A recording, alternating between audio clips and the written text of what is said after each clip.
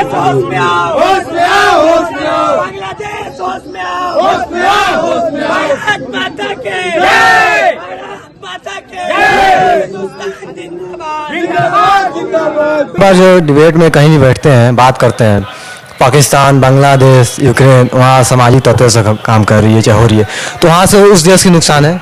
हमारे देश का प्रधानमंत्री कर अखंड भारत हम बनाएंगे, सबको मिलाएंगे। अरे भाई क्यों मिलाएंगे? आपका क्या काम है मेरे आंगन में? यहाँ अगर हम रोजगार मांग रहे हुआ, आप कहते हैं जनसंख्या कंट्रोल करो, जनसंख्या ज़्यादा, रोजगार नहीं मिल रहा है, भूखमरी बढ़ रहा है, और दूसरे किसी इलाका आप अपने आंगन में टपकाने के चक्कर में क्यों टपकाइएगा भाई? जब देश का बंटवारा हो चुका है, पाकिस्तान हमारा दुश्मन है, वो जाए खाए मरे, उससे हमको वही लेना देनी है।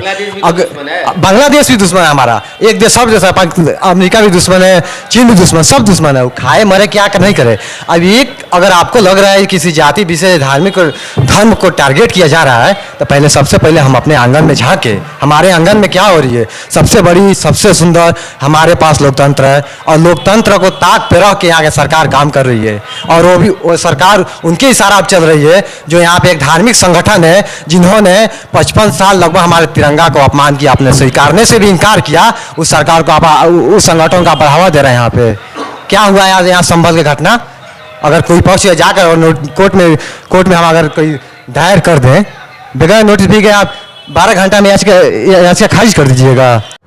खबरों की वही तस्वीर, बिना बदले बिना डरे, जज्बा सच का लिए, सच दिखाते हैं। स्वागत है आप सभी का आज के मंच पे। तो सबसे पहले हम आप लोगों का परिचय जानना चाहते हैं। आप लोग अपना परिचय दें, बताइए। मैं आकाश कुमार श्रीमुख, जिला संयोजक चुनावी प्रबंधन प्रकोप, Bharatiya Janata party. Bharatiya Janata party. Sir आप बताएं। मैं गुलाम कादिर, अध्यक्ष राष्ट्रीय जनता दल प्रखंड नरकटियागंज। सर आप। मैं अमजद अली, कांग्रेस का एक छोटा सिपाही हूं, नरकटियागंज से। और सर आप बताइए। मेरा नाम दानिश परवेज हुआ, मैं राष्ट्रीय जनता दल छात्र जिला अध्यक्ष हूँ, पश्चिम छात्र जिला अध्यक्ष। सर आपसे हमारा सबसे पहला सवाल है, जैसे अभी आप एक खबर जो है काफ़ी सुर्खियों में चल रहा है, और बांग्लादेश को लेके जिस प्रकार बांग्लादेश में अभी अत्याचार का माहौल चल रहा है, जो कि हिंदू समाज के ऊपर अत्याचार की जा रही है, हिंदू महिलाओं के ऊपर अत्याचार की जा रही है, और सरकार कर क्या रही है, तो हम आपसे जानना चाहते हैं कि आप सरकार को क्या कहना चाहते हैं इस अत्याचार को लेके। सरकार जो है इस पे पहल कर रही है।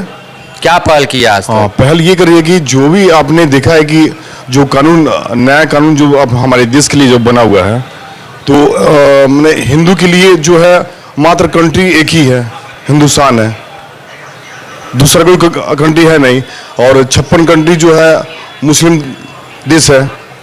तो ये जो नियम लगा हुआ है क्या कि आने वाले कल में अल्पसंख्यक जितने सारे समुदाय के जो लोग हैं, सिख हो गए, जो भी वो लोग जहाँ जहाँ अल्पसंख्यक है वो आ भी सकते हैं आगे, कोई दिक्कत नहीं है। तो इसके लिए क्या कि जो मुहिम चल रहा है, अभी मुहिम हम लोग भी स्टार्ट किए हुए हैं। ये बात जो है हमारे माननीय प्रधानमंत्री श्री नरेंद्र मोदी जी उन्होंने बात रखा है आगे, और आगे देखिए और फिर क्या हो रहा है। और इस अत्याचार क्या आपको लगता है कि जिस तरह आप पहले से देख रहे हैं कि बांग्लादेश को भारत ने किस कदर मदद किया है, जब इंदिरा गांधी का समय था उस समय आप देख रहे हैं कि अगर बाहर से युगांडा, श्रीलंका या बांग्लादेश से कोई भी अगर यहाँ पे आता है तो उसको शरण दिया जाता था, और तो और उसको नागरिकता दी जाती थी, और तो और हिंदू समाज के लोग अपने सामने का खाना उठा के उनको देते थे, उनको इस प्रकार इस कदर मदद की गई। लेकिन आज ऐसा क्यों है? आज जो है, आज का माहौल जो है आप देख रहे हैं। अच्छा, आप हिंदुस्तान का सिर्फ बात कर रहे हैं, और नहीं देखा जाए पाकिस्तान में देखा जाए, बांग्लादेश के खैर अभी चल रहा है, अब इसके पहले जो इराक में जो हुआ था सारा जगह देख रहे हैं कि वो क्या मुहिम चला हुआ है, रोड पे घसीट के मारा जा रहा है। यही चीज हम आपको बताना चाहते हैं। ये अभी अपने हिंदुस्तान में बहुत बढ़िया है, हमारे महिलाओं के साथ बलात्कार हो रहा है। बिल्कुल बिल्कुल बता रहे हैं। हमारे हिंदुस्तान में जितना भाईचारे का रिलेशन है, जितना बढ़िया है, उतना किसी कंट्री में नहीं है, मैं दावे के साथ मैं बोल सकता हूं। और जहां तक अभी थोड़ी देर पहले एक व्यक्ति ने उन्होंने बताया क्या कि कि यहाँ जो है कि जात पात का राजनीति हो गया है, ये चीज हो गया है, ऐसा कहीं कुछ नहीं है सर। अभी भी तो वही राजनीति चल रहा है ना सर, हिंदू मुस्लिम का राजनीति चल रहा है। 1947 में जब देश का नींव रखा गया ना, उसी समय जाति आधारित पर रख दिया गया। हिंदू मुस्लिम दोनों मिल के एक साथ में लड़ाई तो सब मिल के लड़े थे और एक साथ में उन्होंने इस देश का विकास किया और देश को आजाद कराया। और आजादी कराने के बाद में उन्होंने क्या किया, देश का बंटवारा करवा दिया। तो नींव तो उसी दिन रखा गया 1947 में। और आज लोग बोले कहीं ऐसा कहीं कुछ नहीं, कोई माहौल नहीं है हमारे हिंदुस्तान में, बहुत बढ़िया हम लोग हिंदुस्तान में है। हाँ, ये चीज है कि जो अदर कंट्री में, बांग्लादेश में जो हिंदू के साथ में गलत हो रहा है, तो बिल्कुल गलत हो रहा है। वो सरकार पहल करे, वहां के जो भी हिंदू है अगर आना चाहते हैं यहाँ आ सकते हैं, कहीं कोई दिक्कत नहीं। देश के प्रधानमंत्री नरेंद्र मोदी जी ने कहा था अखंड भारत बनाएंगे। हाँ बिल्कुल, अखंड। अच्छा, अखंड भारत का मतलब आप क्या समझ रहे हैं? जैसे कि बांग्लादेश, पाकिस्तान, इस सबको हम अपने में मिलाएंगे। अरे अगर उन्होंने जो बोला है कि अखंड भारत जो पहले था, अगर वो सब कोई एक साथ में, क्या लगता है आपको ये हो सकता है? अरे माने उन्होंने मुहिम छेड़ा है, मुहिम जो छेड़ा है उन्होंने बहुत अच्छा ये पेडल रखा है। अगर सब कोई एक साथ में मिल के रहे तो कहीं कोई विवाद होने वाला नहीं है अखंड भारत में। ये होता अभी तो सर सिर्फ बांग्लादेश में हो रहा है, तो इतना काटम काटी हो रहा है, इस तरह अत्याचार हो रहा है, तो फिर हमारे देश में नहीं हो रहा है, हमारे देश में नहीं हो रहा है, वहाँ हिंदू के साथ में हो रहा है। सर तो हमारे देश हिंदू तो वहां पे है ना, हिंदू तो है, तो उसके लिए प्रधानमंत्री जी मुहिम चलाए हुए हैं। मुहिम का वो जो जरिया जो चल रहा है, वो जो ये है कि हमारे हिंदुस्तान में जो भी लोग आना चाहते हैं आ सकते हैं, कोई दिक्कत नहीं है। शेख हसीना वहां से भाग गई, अपने इंडिया आ गई, उनको शरण दिया गया, उनकी मदद की गई, उनका सुरक्षा दिया गया। और तो और यहाँ बैठ के जो स्टेटमेंट दे रही हैं बांग्लादेश के बारे में, वहां राज करते जो हैं वो कह रहे हैं कि भारत को कि आप हमारे बीच में ना बोलें, हम आपके बीच में नहीं बोलेंगे। बिल्कुल, अभी बिल्कुल। पाकिस्तान बांग्लादेश की जो दोस्ती चल रही है, यारी चल रही है, बहुत अच्छी चल रही है, इस पे आप क्या कह रहे हैं? तो यही चीज मैं बताना चाहते हैं, कुछ हर एक देश में कुछ असामाजिक तत्व के लोग होते हैं जो नहीं चाहते हैं कि सब कोई मिल के रहे। अगर आपने माननीय प्रधानमंत्री ने अखंड भारत का नारा लगा दिया तो आप बोले कि अरे अखंड भारत का नारा के हम तो चाहेंगे कि सारे लोग तो सर इसमें समय हो गया ना वो नारा लगते हुए। नारा लगते हुए समय। अच्छा एक चीज बताइए, मुहिम जब उन्होंने छेड़ा है तो एक दिन में तो कोई काम होता नहीं है। तो मुहिम जब उन्होंने नारा लगाया था तब से आज तक कुछ दिखा भी तो नहीं उस तरह से कि उन्होंने कदम आगे बढ़ाया हो। पहली बार अपने हिंदुस्तान में ऐसा यूनिक काम हुआ है जो इतिहास गवाह है कि आजादी के बाद वैसा काम नहीं हुआ था। जैसे बहुत सारा काम है। जो भी कांग्रेस जो विवाद करके जो चला गया था, उस चीज का निपटारा अगर हो रहा है। राम मंदिर देखिए, विवाद में था, उसको खत्म कर दिया गया। धारा 370 वो विवाद में चल रहा था, उसको खत्म कर दिया गया। तो ये क्या लगता है, देश का विकास हो रहा है कि नहीं हो रहा है? बिल्कुल विकास हो रहा है, विकास हो रहा है। तो अब लोग कुछ लोग इसी में देखिए, जो कोई किसी परिवार में रहते हैं, परिवार के सदस्य हैं, तो परिवार के सारे लोग, कोई एक आदमी आपसे खुश नहीं होता है। बिल्कुल कोई ना कोई एक क्षुब्ध होता है। तो उतना देखा जाए तो आपको बता दिए कि आजादी के बाद आजादी का जो रखा गया वो जाति आधार पर रखा गया। देश का बंटवारा उसी से कर दिया गया। क्या कह रहे हैं कादिर भाई साहब, आप इस पे क्या कहते हैं? आप आपके चैनल का बहुत बहुत धन्यवाद, आपको भी धन्यवाद।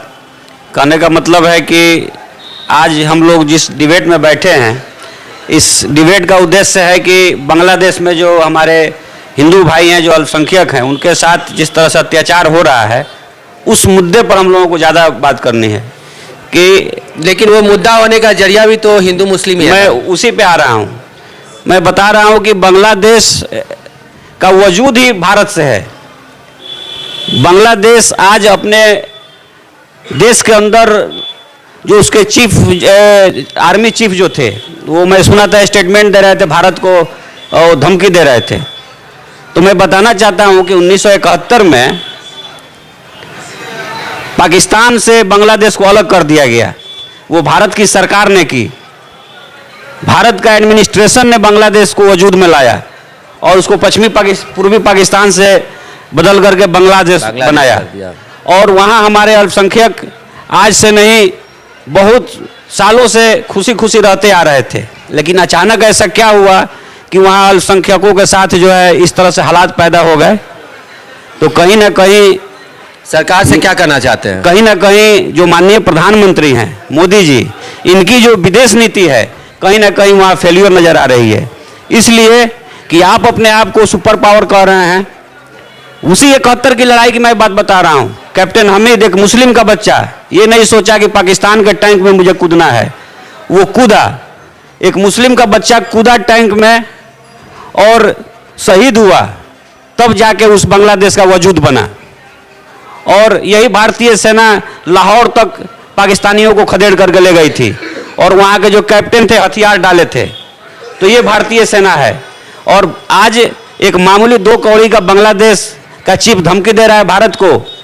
इसकी वजह यह है कि जो नरेंद्र मोदी हमारे पीएम हैं, ये जब शेख हसीना को पनाह दिए 5 अगस्त को, जब वो वहाँ से फरार घोषित हुई और यहाँ पर आई, तो वहाँ का जो बहुसंख्यक है उसको लगा कि कहीं ना कहीं भारत जो है इस देश के अंदर जो उथल पुथल चल रहा है, तो कहीं ना कहीं यहाँ का एडमिनिस्ट्रेशन, भारत का जो एडमिनिस्ट्रेशन है, ये हमारे देश के अंदर के माहौल को खराब करना चाहता है। शेख हसीना को भारत में शरण देना चाहिए कि नहीं देना चाहिए? तो मैं वही चीज बता रहा हूँ। तो वहाँ का एक जो बड़ा तबका है मुस्लिमों का, उस तबके को लगा कि भारत का जो बड़ा तबका है, हमारे जो हिंदू भाई हैं, भारत का जो बड़ा तबका है, बहुसंख्यक जो हैं, तो कहीं ना कहीं यहाँ के जो स्कॉन्डल जो पीएम थी वो वहाँ जा करके शरण ली है। तो प्रधानमंत्री शरण लिए हैं और लगभग 2, 3, 4 महीने तक प्रधानमंत्री उस पर कुछ नहीं बोलते हैं, बांग्लादेश पे, शेख हसीना के आने पे या वहाँ की जो राजनीतिक गतिविधि चल रही है, कुछ नहीं बोलते हैं। तो जब आप एक, अभी हमारे आकाश जी ने कहा कि भारत में बहुत दुनिया के अंदर बहुत मुस्लिम कंट्री हैं, लेकिन एकमात्र भारत जो है हिंदुओं का बहुसंख्यक देश है। तो ये गर्व की बात है। सारे दुनिया के अंदर जितने हिंदू हैं सबकी फिक्र रहनी चाहिए, यहाँ के जो हमारे प्रधान सेवक हैं, प्रधानमंत्री हैं, बिल्कुल रखनी चाहिए। लेकिन बांग्लादेश जिस आदमी को अपना दुश्मन समझता है कि हमारे देश को बर्बाद करके शेख हसीना चली गई, आप उसको बुला करके इस देश के अंदर पनाह देते हैं, तो वहाँ के आपको ये भी सोचना चाहिए, जो वहाँ का बहुसंख्यक है, कि ये सोचेगा कि कहीं ना कहीं आप इसके जिम्मेदार हैं और आपके विदेश नीति के कमियों का नतीजा है कि वहाँ हमारे जो हिंदू भाई हैं उसका खामियाजा भुगत रहे हैं। और मैं ये भी बताना चाहता हूँ कि भारत के अंदर हम लोग रहते हैं, यहाँ के अल्पसंख्यक, हम लोग यहाँ के अल्पसंख्यक हैं, यहाँ के अल्पसंख्यकों के साथ क्या हो रहा है, यहाँ के अल्पसंख्यक भी चैन की नींद नहीं सो रहे हैं। लेकिन कहीं ना कहीं वो आम आदमी के दुख का हिस्सा नहीं है। किसी भी अल्पसंख्यक को एक आम आदमी परेशान नहीं करता है, बल्कि सरकार के द्वारा एक सिचुएशन बनाया जाता है वोट बैंक के लिए कि अल्पसंख्यकों के ऊपर अगर इस तरह का प्रभाव रखा जाएगा तो कहीं ना कहीं एक बहुसंख्यक वोट बैंक जो है वो हमारे साथ रहेगी, जिससे हम सत्ता में बने रहेंगे। मात्र ये है, ये हमारे आकाश श्रीमुख जी हमारे मित्र हैं और बहुत करीबी मित्र हैं। ऐसे सैकड़ों मित्र हैं जिसके लिए मैं अपनी जान तक दे सकता हूँ। मैं सुबह उठता हूँ तो शाम तक किसी हिंदू दोस्त के साथ रहता हूँ और मुझे ये भी भरोसा है कि अगर मेरे 2, 4, 10 अच्छे हिंदू मित्र हैं तो मेरे तमाम मुश्किलों में मेरे साथ खड़े रहते हैं और वो भी मेरे लिए अपनी जान दे सकते हैं। जब मैं टीवी देखता हूँ और बांग्लादेश के हिंदुओं पर जो अत्याचार होता है तो कहीं ना कहीं मेरे आंखों से आंसू निकलने लगते हैं कि दुनिया में किसी भी राजनीति से और किसी भी जाति धर्म से कहीं ना कहीं ऊपर जो है मानवता है। जो पहले डिबेट में हमारे आदरणीय अखिलेश चाचा जी कह रहे थे कि मानवता से बड़ा कोई धर्म नहीं है। आप बेशक राजनीति कीजिए, आप अपने देश के अंदर इस तरह से माहौल पैदा किए कि मस्जिद के नीचे मंदिर खोजा जा रहा है, तो मैं इसी सरकार से कहना चाहता हूं कि जाइए और इस सिस्टम के भेंट चढ़े करोड़ों दलित हैं उनको 100 फीट अंदर जमीन के अंदर धसा दिया गया है सिस्टम के द्वारा, उनकी खुदाई कीजिए और निकालिए और समाज के मुख्य धारा में उनको ला करके एजुकेशन से जोड़ने का काम कीजिए और उनको सरकारी सिस्टम में बैठाइए। तब जाके इस देश के अंदर आपका जो धर्मनिरपेक्षता है और जो इक्विलिटी की बात होती है संविधान में और सामाजिक समरसता की बात होती है वो जा करके कायम होगा। मैं बांग्लादेश के उन तमाम लोगों का मैं कड़े शब्दों में निंदा करता हूं और सरकार से मांग करता हूं कि किसी भी जाति समुदाय किसी भी बिरादरी से हो, सरकार अगर सक्षम है तो बांग्लादेश पर कड़ा से कड़ा कार्रवाई करे। क्योंकि बांग्लादेश में हिंदुओं के साथ अत्याचार हो रहा है, ये कहीं से बर्दाश्त के लायक नहीं है। हमारे हिंदू और भी मुस्लिम कंट्री में रहते हैं, कुवैत में रहते हैं, कतर में रहते हैं, सऊदी अरब में रहते हैं, दुबई में रहते हैं, कितने शान और शौकत से रहते हैं, उनको इज्जत है, बड़े बड़े कंपनियों में बड़े बड़े पदों पे हैं, उनको मान सम्मान के साथ रखा गया है। लेकिन आखिर ये आज 2 कौड़ी का बांग्लादेश जिसको आपने पैदा किया, वो आज नजरें उठा करके आपसे बात कर रहा है। हम तमाम पूरे भारतवासी 125 करोड़ भारतवासी आपके साथ हैं। आप कार्रवाई तो कीजिए बांग्लादेश पे। जी बहुत बहुत धन्यवाद। और हमारे समक्ष अमजद जी हैं। अमजद जी भी कांग्रेस के सिपाही हैं और मुस्लिम समाज से आते हैं। और जैसा कि कादिर भाई ने कहा है कि हमारे जो दोस्त हैं, हमारा जो फ्रेंड सर्किल है, उसमें मैक्सिमम हिंदू हैं। और जिस तरह इनका सोच है कि ना हिंदू ना मुसलमान, वो दोस्त हैं। ये नहीं कहते कि तुम मुसलमान हो या हम हिंदू हैं।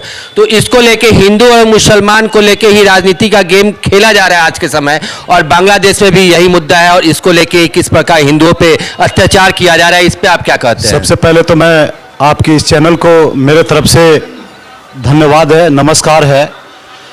सवाल आपका है कि बांग्लादेश पे हिंदुओं पर अत्याचार हो रहा है। जी, तो मैं आपके चैनल के माध्यम से मैं देश के प्रधानमंत्री जी को,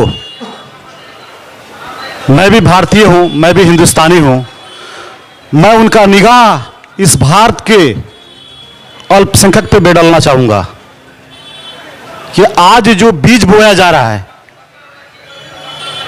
आज जो बीज बोया जा रहा है, पहले बीज नहीं बोया गया था। नहीं, बीज बोया गया था। देखिए, बीज बोने की मतलब इंदिरा गांधी का समय आपको याद है? कल का जो बात है कल का है और आज का बात है जो आपने डिबेट में हम लोग को बुलाया है। सबसे पहले तो ये अत्याचार जो हो रहा है अल्पसंख्यकों पे, ये नहीं होनी चाहिए। और जो विश्व गुरु साबित करना चाहते हैं हमारे नरेंद्र मोदी जी की मैं विश्व गुरु हूं, तो सबसे पहले उनको अपने भारत देश में भी देखनी चाहिए। क्या मणिपुर इस भारत देश में है या नहीं? मैं आपके चैनल के माध्यम से पूछना चाहता हूं, क्या मणिपुर में महिलाओं के साथ, बहनों के साथ बहुत क्या हुआ, अत्याचार हुआ या नहीं? बिल्कुल हुआ। तो मोदी जी से मुझे लगता है कि अपना देश नहीं संभल जा रहा है और ये विश्व गुरु बने बैठे हैं कि मैं विश्व का गुरु हूं। सबसे पहले तो मैं मोदी जी से और हमारे भाजपा के मित्र बैठे हुए हैं, मैं इनसे भी आग्रह करूंगा कि सबसे पहले भारत देश में भी जो हिंदू हैं, जो हिंदू समुदाय के लोग हैं और या अल्पसंख्यक लोग हैं, उन पर भी थोड़ा ध्यान दिया जाए। रही बात, सवाल कीजिए बांग्लादेश में अत्याचार हो रहे हैं, बांग्लादेश में अत्याचार है। मैं देख रहा हूं डेली टीवी के माध्यम से, न्यूज के माध्यम से देख रहे हैं कि हिंदुओं के साथ हो रहा है, फलाना अत्याचार हो रहा है, बलात्कार हो रहा है। भैया थोड़ा बगल में आप अपने हिंदुस्तान में, उत्तर प्रदेश में भी थोड़ा मोदी जी और योगी जी और भाजपा के हमारे नेता लोग बैठे हुए, थोड़ा सा नजर उधर भी दिखाइए आप अपना। कुछ जवाब देना चाहते हैं कि प्रतिदिन देखिए, ये जब आया है मुद्दा चुनाव का, जब मुद्दा आता है, ये अल्पसंख्यक और ये हिंदू मुस्लिम अल्पसंख्यक होता रहता है। तो मैं तो गुजारिश करूंगा प्रधानमंत्री जी से, रक्षा मंत्री जी से, यूपी के बाबा बैठे हैं, उनसे भी मैं गुजारिश करूंगा कि आप इतने जोगी बाबा रहनुमा हैं कि बांग्लादेश के अल्पसंख्यक दिख रहा है, तो भारत देश में भी आपके अल्पसंख्यक लोग हैं। आप डेली रोज का रोज किसी मदरसा में मंदिर निकल जा रहा है, किसी मस्जिद में मूर्ति निकल जा रहा है। माने इसको क्या कहा जाएगा, ये बीज बोया जा रहा है हिंदू मुस्लिम पे, देश को बर्बाद करने का ये लोग का एक षड्यंत्र चला रहा है। जातिवाद पे ये जो धर्म जाति का ये खेल खेला जा रहा है। बस आपके चैनल के माध्यम से मैं बोल रहा हूं, दूसरा कुछ नहीं है। आज जो रहनुमा बन बैठे हैं कि अल्पसंख्यक, अरे भैया आपके देश हिंदुस्तान में भी अल्पसंख्यक बसते हैं, आज यहां पर भी अल्पसंख्यक है। हिंदू मुस्लिम का जो ये खेल खेला जा रहा है, हिंदू को मुस्लिम से और मुस्लिम को हिंदू से लड़ाओ, आज सत्ता पर बैठे रहो, यही तो खेल हो रहा है। मुझे लगता है कि नरेंद्र मोदी जी के या उनके मंत्री के, चाहे उनका जो रक्षा मंत्री लोग है, ये खेल हो रहा है कि अल्पसंख्यकों पर अत्याचार हो रहा है, इसको रोका जाए। बांग्लादेश में ये नहीं होना चाहिए। अरे आपने किया क्या? आप विश्व गुरु अपने को साबित करते हैं, अभी तो आपको एक्शन ले लेना चाहिए। मैं आपके चैनल के माध्यम से मैं कह रहा हूं कि गलत हो रहा है अल्पसंख्यकों के साथ, वहां पर हिंदू समुदाय के सभी लोगों पे गलत हो रहा है। लेकिन विश्व गुरु जी आप कर क्या रहे हैं? और मैं आपसे पूछना चाहता हूं आपके डिबेट के माध्यम से, आपके चैनल के माध्यम से, कि इसी तरह भारत देश में भी अल्पसंख्यकों के द्वारा अल्पसंख्यक पर अत्याचार हो रहा है, इसके लिए आप क्या कर रहे हैं विश्व गुरु?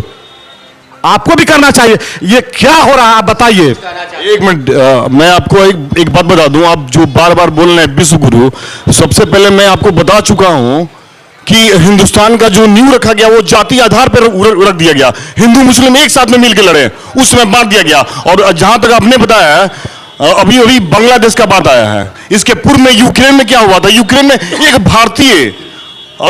भारतीय झंडा जो है किसी घर पे लगा दिया जाए तो वहां का लोग सुरक्षित निकाल के अपने हिंदुस्तान या पाकिस्तान में पहुंचाया जाता था।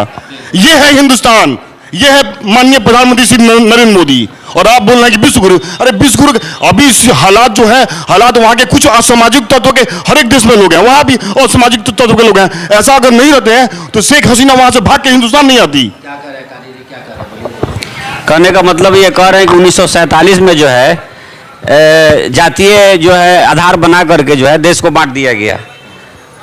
तो मेरे कहने का मतलब है कि जब फर्स्ट चुनाव 1952 में हुआ इस देश के अंदर, तो उस समय 3 पार्टियां मुख्य चुनाव लड़ी थी, कांग्रेस, जनसंघ और कम्युनिस्ट।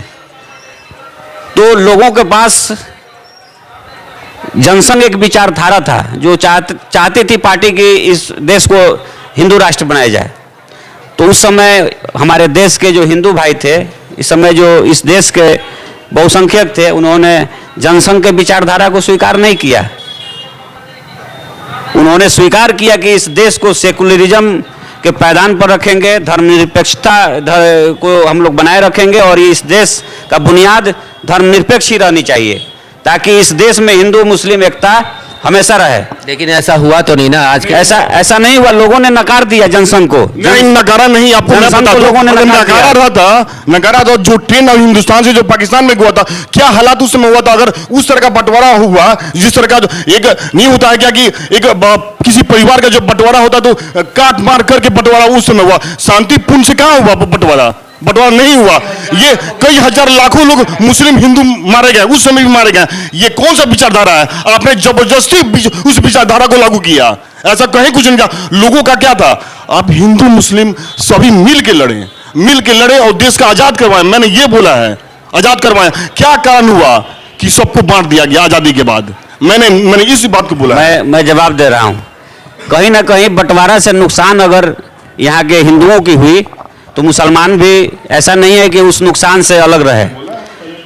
उस नुकसान आज पाकिस्तान बटा या बांग्लादेश बटा और इस देश की जो वर्तमान की जो राजनीतिक हालात हैं, तो कहीं ना कहीं अगर पाकिस्तान और बांग्लादेश इस अखंड भारत का हिस्सा रहता, आज इस भारत में रहता, तो आज हम अल्पसंख्यक नहीं होते। बिल्कुल नहीं होते। तो कहीं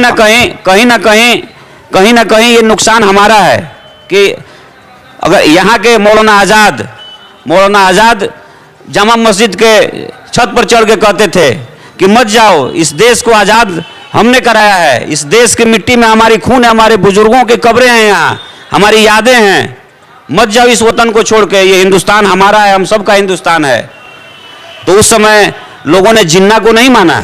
यहाँ के जो मुसलमान जो रह गए वो जिन्ना के विचारधारा को लात मार दिया और मौलाना आज़ाद और इस देश के सेकुलरिज्म के विचारधारा को थामा और कहा कि नहीं, हम इस देश के अंदर हम अपने बड़े भाई हिंदू भाइयों के साथ मिलकर के इस देश में रहेंगे और इस देश के तरक्की के बुनियाद में रखेंगे। कहाँ इस देश में मुसलमान अपनी भागीदारी नहीं निभाए?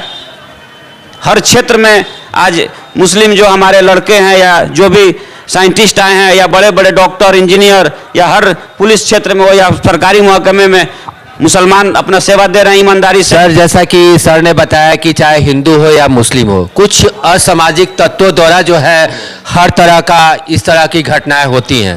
मैं बता रहा हूँ कि जब एक लड़की की बलात्कार होती है और किसी को सजा दिया जाता है तो जो सजावार जब जेल से निकल के आते हैं तो बीजेपी के नेता के द्वारा माला पहनाया जाता है।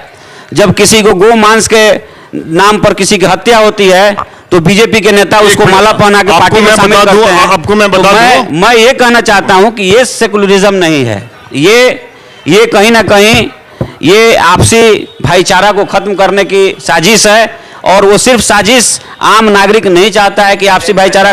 मैं आपको बता दूं कि ये आप जो बोल रहे हैं बार बार, ये पाकिस्तान में एक जगह है, वो कुछ हिस्सा जो है अपने कश्मीर में भी पड़ता है, हिंदुस्तान में पड़ता है, कुछ पाकिस्तान में पड़ता है, बलूचिस्तान जो जगह है। आखिर वहाँ क्या रीजन है? वहाँ तो पूरे बहुमत में वहाँ मुस्लिम है, वहाँ क्यों वहाँ सामाजिक तत्वों के लोग परेशान किए हुए हैं? वहाँ तो कोई हिंदू नहीं है, कोई हिंदू वहाँ पे नहीं है। आखिर ऐसा क्यों हो रहा है? अच्छा, हम लोग बार बार जो डिबेट में कहीं भी बैठते हैं, बात करते हैं, पाकिस्तान, बांग्लादेश, यूक्रेन, वहाँ सामाजिक तत्व से काम कर रही है, चाहे हो रही है, तो वहाँ से उस देश की नुकसान है। हमारे देश के प्रधानमंत्री कर अखंड भारत हम बनाएंगे, सबको मिलाएंगे। अरे भाई क्यों मिलाएंगे? आपका क्या काम है मेरे आंगन में? यहाँ अगर हम रोजगार मांग रहे हुआ, आप कहते हैं जनसंख्या कंट्रोल करो, जनसंख्या ज़्यादा, रोजगार नहीं मिल रहा है, भूखमरी बढ़ रहा है, और दूसरे किसी इलाका आप अपने आंगन में टपकाने के चक्कर में क्यों टपकाइएगा भाई? जब देश का बंटवारा हो चुका है, पाकिस्तान हमारा दुश्मन है, वो जाए खाए हमारे, उससे हमको वही लेना देनी है।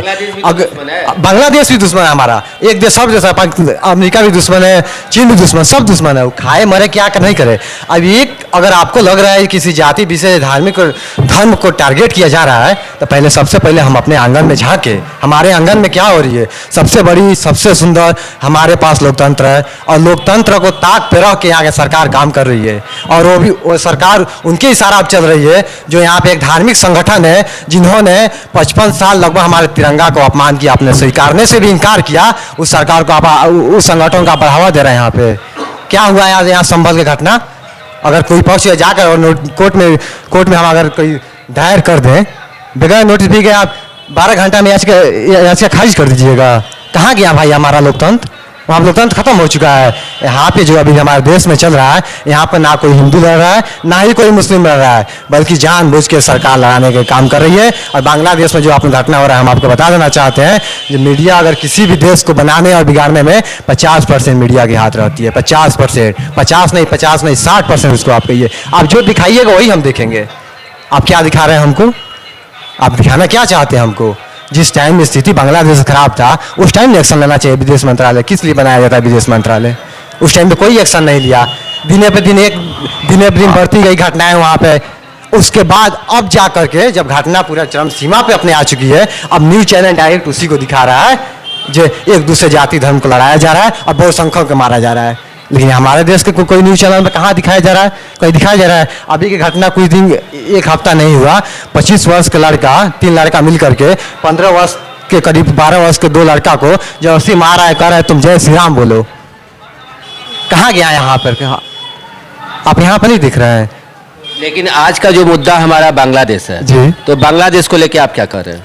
देखिए, किसी भी धर्म या जाति को टारगेट करके मारना ये गलत है। हम उसको कभी बढ़ावा नहीं देते, और हमारा धर्म जिस धर्म से आता है उस धर्म को भी बढ़ावा नहीं देता है। इसके पीछे कोई ना कोई देश की एजेंसियाँ के हाथ है, जो एजेंसी ये काम करा रही है, जिसकी वजह से देश को खोखला बनाया जाएगा, और उसका बेनिफिट कोई दूसरे देश वाले एजेंसी में उठाएंगे। इस पे काम करिए। आज ये कह रहे थे भैया, यहाँ पे जो हमारी सरकार जो बनी है यहाँ पे बीजेपी की, 2 मुख्य काम गिना रहे थे यहाँ पे, राम मंदिर और 370। राम जी तो आपने राम जी को ला दिया, लेकिन हमारे देश के सीता कहाँ है इसको भी तो देखिए।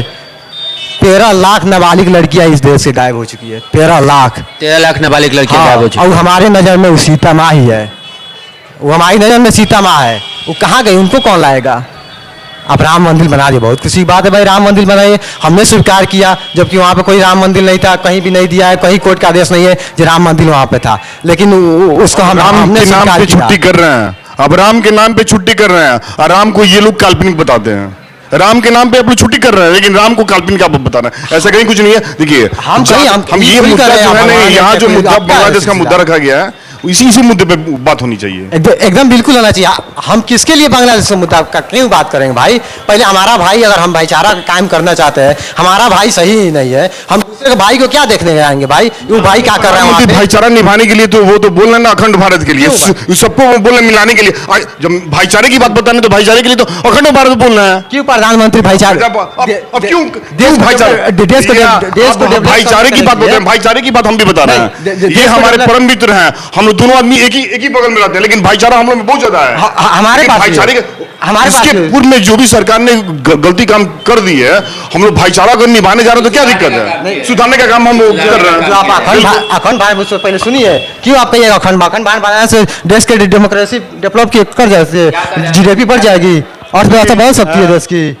शिक्षा एक मिनट रुकिए, शिक्षा मांगने पर यहाँ सरकार दौड़ा के मारती है कि साला तुम जनसंख्या पर कंट्रोल करो, मुल्ला तुम जनसंख्या पर कंट्रोल करो। अब तुम दूसरे देश को हमारे देश में क्या काम है दूसरे देश को लाने के लिए, क्यों लाइएगा भाई? यहाँ पे आप शिक्षा रोजगार देने में असमर्थ है, आप दूसरे किसी ला के यहाँ बैठाइएगा सर पे हमारे, क्यों बैठाइएगा? किसी को यहाँ आने की कोई जरूरत नहीं है। वहाँ हो रहा है जो हमारे देश के विदेश नीति है, उस विदेश नीति पर सरकार काम करे और जितना हो सके उसके एक्शन ले, किसी भी जाति धर्म को टारगेट ना करे। यहाँ किसी को कोई आंगन अखंड भारत बनाने की कोई जरूरत नहीं है। सबसे पहले शिक्षा बढ़ावा दें, हमारे पास हम शिक्षित होंगे, अर्थव्यवस्था हमारा मजबूत हो जाएगा। हमने अपने आप सारी दुनिया पर हमारे कब्जा रहेगी और सारे देश हमारे नतमस्तक हो जाएंगे। बहुत बड़ी बात बोलिए, क्या कह रहे हैं इसमें बताइए अमजद जी। जी बिल्कुल, राष्ट्रीय जनता दल के जो छात्र संघ के जिला अध्यक्ष हैं, मैं उनके बातों से सहमत हूं और मैं अपने मित्र भाजपा के नेता आकाश जी को मैं बताना चाहता हूं कि आकाश जी, सबसे पहले अपने गिरिबान में आप लोग झांकिए। गिरिबान का मतलब हुआ कि आज देख लीजिए, मैं जिस शहर में बैठा हूं, आप कह रहे हैं बांग्लादेश से लाएंगे, पाकिस्तान से लाएंगे, फलाना से लाएंगे, चिलाना से अल्पसंख्यकों को ला करके मैं अपने देश में बैठाऊंगा, नागरिकता देंगे, फलाना देंगे, ढकाना देंगे।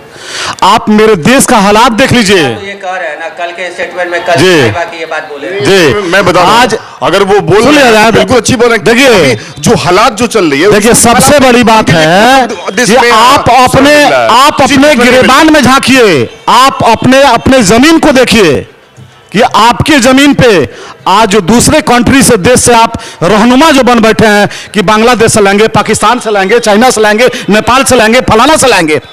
अरे आपकी स्थिति क्या है? आप अपनी स्थिति देखिए, अपनी स्थिति आज वो हालात हो गया है गरीबों का। अमजद भाई, मैं टूटी हुई झोपड़ी आज रिक्शा ठेल रहा है, रिक्शा ठेल रहा है, ममता बनर्जी की सरकार है और वहां जूता सी रहा है। ये लोग को नजर नहीं है उस पे। ये लोग विश्व गुरु बन बैठे हैं और इन लोग के विकास के नाम की जरूरत नहीं है। ये लोग विकास करने वाले नहीं है, सिर्फ ये जिंदा है, सिर्फ राम मंदिर और मस्जिद पे ये लोग कायम है। बस ये लोग विकास यही है कि बस मंदिर का नाम लो, मस्जिद का नाम लो, हिंदू का नाम लो, मुसलमान का नाम लो, गाय का नाम लो, गोबर का नाम लो, बस यही पर ये भाजपा के लोग टिके हुए हैं। लेकिन जी वो नहीं सुनेंगे, बोला जाए सर, आज तक आजादी मैंने बोला जाए मैंने बोला है क्या? आपके अलायंस पार्टी की सरकार है ममता बनर्जी की। आपके देश में मणिपुर आता है कि नहीं? भारत देश में मणिपुर आता है कि नहीं? वहाँ की बेटियों को, बहनों को, अरे भैया आपके मोदी जी कभी वहाँ पर तो ताकने तक नहीं गए। देश की अरे भाजपा के नेता इधर देखिए, भटका रहे हैं, आज भी भटका रहे हैं। जब मैंने क्या बोला है? इनके सवाल का जवाब मैं दे रहा हूँ। ये कह रहे हैं कि बगल में आपके अलायंस की गवर्नमेंट है, वहाँ पे ममता बनर्जी की, तो हम कह रहे हैं कि बॉर्डर पर सुरक्षा तो आपकी है, बॉर्डर पर बीएसएफ और एसएसबी की जो सुरक्षा है वो आपकी है, तो फिर रोहिंग्या मुसलमान भारत में आए कैसे? ममता बनर्जी बुलाने गई थी, सेटिंग से आए होंगे। तो कहने का मतलब है कि सारा एडमिनिस्ट्रेशन, सारा सिस्टम आपके हाथ में है और आप देश के अंदर जो उथल पुथल हो रहा है, अभी देश के अंदर कोई आतंकी घटना हो जाए तो किसकी जिम्मेदारी है? यहाँ की जो सुरक्षा एजेंसियां हैं उनकी जिम्मेदारी है कि कैसे वो सुरक्षा में सेन लगा दिए। तो इस तरह से दूसरे तरफ इसको ये करना, मूव कर देना सवाल को, ये कतई ठीक नहीं है। ये बांग्लादेश का जो मुद्दा है, जो वहाँ के हिंदू भाइयों के साथ जो मामलात चल रहे हैं, तो ये मामलात एकदम 2 दिन में ठीक हो सकते हैं। सिर्फ यहाँ के प्रधानमंत्री जो हैं कड़ा एक्शन लें और उचित कार्रवाई करें। ऐसा नहीं है कि बांग्लादेश भारत का जो सिस्टम है उसकी बात नहीं मानेगा, लेकिन मनवाने के लिए, लेकिन यहाँ इंतजार किया जा रहा है, वेट एंड वॉच। मेरा जो है एक पोलराइजेशन जो है कहीं ना कहीं उससे हमको फायदा पहुँच रहा है। 2, 4, 10 लोग बांग्लादेश में मारे जा रहे हैं, सैकड़ों लोग मारे जा रहे हैं, यहाँ लाखों लोग हमारे समर्थन में आ रहे हैं। तो कांग्रेस की सरकार नहीं है, यहाँ सरकार है बीजेपी की। कोई बात नहीं है, बीजेपी की सरकार एक्शन ले और कार्रवाई करे। देश में सभी लोग अमन चैन से हैं, अपने यहाँ कहीं कोई दिक्कत नहीं है। हाँ, विपक्ष है तो विपक्ष की तरह सोचेगा। मैंने क्या बोला है कि इसके पहले ममता बनर्जी की सरकार है, वहां जो ठीक है देश पे बॉर्डर, अब ये जो है सेंट्रल गवर्नमेंट की वहां पे सेना है, ठीक है ना, लेकिन सरकार किसकी है वहां पे? ममता बनर्जी की सरकार है, इनके अलायंस पार्टी की सरकार है, मोनोपोली चलता है वहां पे रोहिंग्या की बातें नहीं करेंगे। अभी अभी अभी जो हालात है ममता बनर्जी से ये लोग कंपेयर नहीं कर पाते हैं। नहीं वहां पे पहुंच जाके ये लोग हिंदू मुस्लिम कोशिश कर लिए, वहां कामयाब नहीं होते हैं। वहां भी सैकड़ों ब्राह्मण परिवार है, हिंदू परिवार है, वहां भी हिंदुओं की संख्या है, लेकिन वहां के लोग लेकिन वहां के लोग धर्मनिरपेक्षता में भरोसा रखते हैं, इसलिए ममता बनर्जी की सरकार है। बीजेपी के लोग वहां के लोग रिजेक्ट कर चुके हैं। क्या कह रहे हैं बताइए। जो बार बार भैया कह रहे थे रोहिंग्या के बारे में, अभी चुनाव आया था झारखंड में, हमने देख लाइव भाषण सुना था अमित शाह के। झारखंड का बॉर्डर किस बांग्लादेश से सटा हुआ है जो वहां पे रोहिंग्या घुस गया है? बंगाल में तो आ गया था बांग्लादेश। मैं आपको बता देना चाहता हूँ वहाँ भारतीय जनता पार्टी की सरकार नहीं थी, नहीं है, इसलिए वहाँ पे ये भी मैं हाँ बिल्कुल बिल्कुल जहाँ जहाँ भारतीय जनता पार्टी की सरकार नहीं है तो बीजेपी क्यों चाहे कांग्रेस क्यों, देश तो उसका ही है। गृह मंत्री किस लिए बनाया था? सेटिंग गृह मंत्री किस लिए बनाया था? आप आर्मी पे सवाल उठा रहे हैं, सेटिंग से आया है। आर्मी पे आप सवाल उठाइएगा। गृह मंत्रालय जब आपसे नहीं समझ आप वापस इस्तीफा बोलिए, लेकिन आर्मी पे सवाल मत उठाइए। सरकार के मजबूरन कोई आता है, गृह मंत्रालय सारी सामना कर सकते हैं, लेकिन घर के अंदर के दुश्मन का सामना कभी नहीं कर सकते हैं। घर के अंदर कौन दुश्मन है? ये अखंड भारत की जब बात करते हैं तो सबको लगता है विपक्षी की, वो लगता है यही नहीं घर के। अच्छा, घर में दुश्मन कौन है आपके नजर में? ये नेताजी जो अभी ये वर्ड्स का इस्तेमाल कर रहे हैं कि घर के दुश्मन, यही लोग की सोच है, यही लोग की मानसिकता है। मतलब आपके कहने का क्या मतलब है? कहने का मतलब है कि इनका कहना है, जो ये हंस न रहे हैं, ये जो कह रहे हैं इनकी बातों पर आप गौरअंदाज कीजिए कि क्या कह रहे हैं, समझा ना? और इनसे ही पूछा जाए, इनसे ही पूछा जाए।